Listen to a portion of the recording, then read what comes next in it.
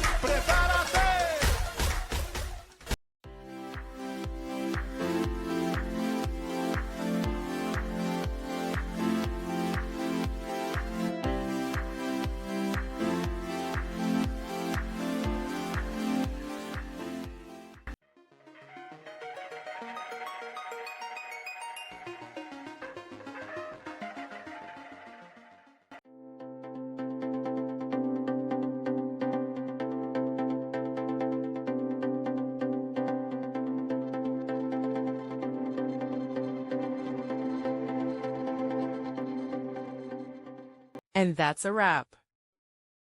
I hope you found the answer you were looking for. If you did, take a second to hit that subscribe button. It really helps out. And let me know in the comments which solution worked best for you. See you next time in the debug zone.